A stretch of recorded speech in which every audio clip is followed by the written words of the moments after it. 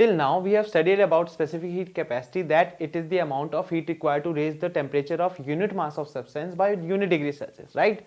So on the same pretext, we are going to define the value of specific heat capacity of a gas, which would be, it is the amount of heat required to raise the temperature of unit mass or 1 gram of gas by 1 degree Celsius.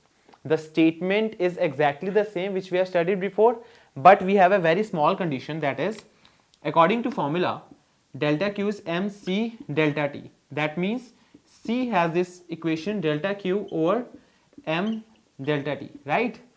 Now, specific heat capacity, I'm just discussing it again because you need to understand why specific heat capacity of gas cannot have one value. Let me explain. C is delta Q upon m delta T.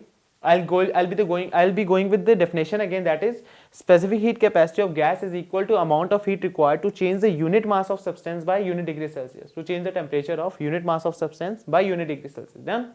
But according to condition, if gas is compressed very fast, if gas is expanded very slow, based on different conditions on which heat has been given to the gas, specific heat capacity can have different set of values like 0, infinity, maximum, positive and negative. So let's discuss those values one by one.